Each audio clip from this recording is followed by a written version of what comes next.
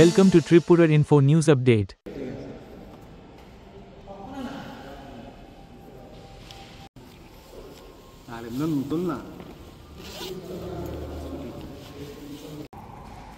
Happy new year সমস্ত সাংবাদিক বন্ধুদের জানাই। আমি অনুভা পাল চৌধুরী, এনআইএস কোচ, ব্যাডমিন্টন।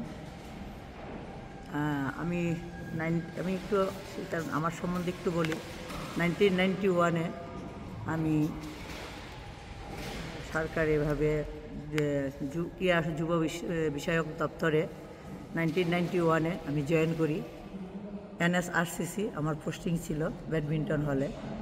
আমি 32 বছরের মতো ওইখানে আমি চাকরি করি। 2023-এ জুলাই মাসে আমি অবসর গ্রহণ করি এনএসআরসিসি থেকে। চাকরির জীবনে আমি এই 32 বছরে রাজ্য স্তরে, উত্তর পূর্বাঞ্চল এবং জাতীয় স্তরে অনেক ব্যাডমিন্টন খেলোয়াড় তৈরি করেছি এবং জাতীয় স্তরে সবচেয়ে বড় আমার অ্যাচিভমেন্ট হলো জাতীয় স্তরের 7th ডাবলস ন্যাশনাল আগরতলাতে অনুষ্ঠিত হয়েছিল। ওইখানে আমার মেয়েরা ডাবলসে চ্যাম্পিয়ন এবং মিক্স ডাবলসে রানার্স আপ। আর উত্তর পূর্বাঞ্চলে 3rd পজিশান 2022 পর্যন্ত পেয়ে গেছে রেজাল্ট। আর রাজ্য স্তরে তো আছেই। তাছাড়া আমি আমার মেয়েদের মধ্যে আরও আছে 2011-তে অল ইন্ডিয়া পাইকাতে মেয়েরা 3rd পজিশান। আর আমি অ্যাকচুয়ালি আমি তার মধ্যে একটু আমার নিজের সম্বন্ধে একটু বলি। আমি আমার জীবনে জন্মগতভাবে আমি অ্যাকচুয়ালি হ্যান্ডিক্যাপ ছিলাম। আমার জন্মেতে আমার পা ব্যাকা ছিল, যার জন্য আমি 7 বছর হাঁটতে পারিনি। 7 বছর আমি কুলে স্কুলে যাওয়া, রামকৃষ্ণ বিদ্যালয় স্কুলে আমি পড়তাম। রামকৃষ্ণ বিদ্যালয়ে ওই স্কুলেতে আমার ভাই বোনেরা সবাই আমাকে কুলে করে নিয়ে স্কুলে বা রিক্সা করে নিয়ে দিয়ে আসতো। 7 বছর পরে, মানে আজকের থেকে প্রায় 50 বছর আগে, আমাদের জিবি হসপিটালে ডক্টর এসবি দত্ত এসেছিলেন অর্থোপেডিক্সের। উনি আমার পা অপারেশন করে আমার পাকে কিছুটা ভালো করে, যেটা আমি হাঁটতে পারি। আমি জীবনে 7 বছর আমি কখনই কোনো জুতা পরতে পারিনি। 7 বছর পরে আমি জুতা পরতে পেরেছি। তা এখন আমি জুতার মধ্যে জুতা পরে খেলাধুলা করি, যেটাই করি।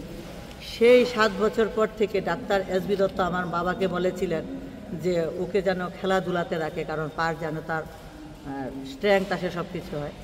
তো ওই খেলাতে তখন আমার বাবা আমার বাড়ির সামনেই ব্যাডমিন্টনের কোর্ট। তারপরে আমি আস্তে আস্তে ব্যাডমিন্টনের জগতে আসলাম। আমি এনআইএস গ্র্যাজুয়েশন কমপ্লিট করে এনআইএস পাঞ্জাব পাটিয়ালা থেকে এনআইএস ব্যাডমিন্টনের উপর এনআইএস করে আমি আমাদের গভর্নমেন্ট যুব বিষয়ক দপ্তরে আমি জয়েন করলাম। তারপর আমি আমার চাকরির জীবন শুরু হলো। চাকরি শেষ হওয়ার পরে আমি এইটুকু অভিজ্ঞতা পাইছি যে আমাদের ব্যাডমিন্টন যে আরসিসিতে আছে এটা শহর কেন্দ্রিক, কিন্তু শহরতলিতে যদি ছড়িয়ে দেওয়া যায় এই ব্যাডমিন্টনের ছেলে মেয়েদেরকে, তাহলে হয়তো আমাদের আরও ত্রিপুরাতে আরও ব্যাডমিন্টনের খেলাধুলার মান আরও উন্নত হবে।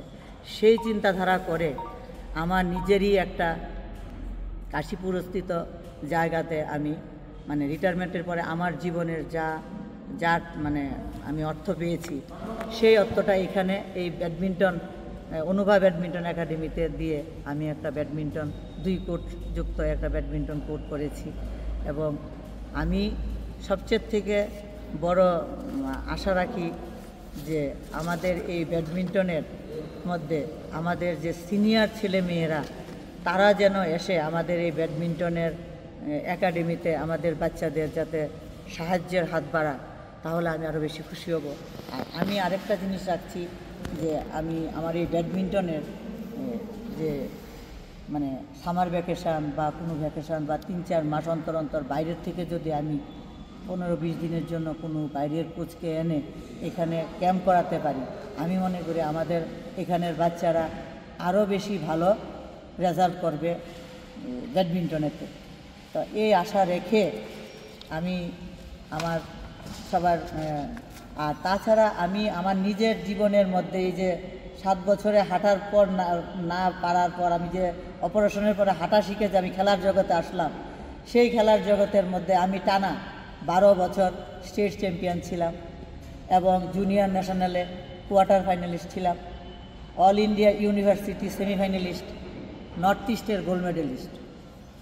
আর তার মধ্যে আমি আশা রাখবো যে আমার এই মানে আপনাদের কাছে আমাদের এই সাংবাদিক বন্ধুদের আমি অনুরোধ জানাবো যে আমার এই একাডেমিটা যাতে মিডিয়ার মাধ্যমে ছড়িয়ে যায়।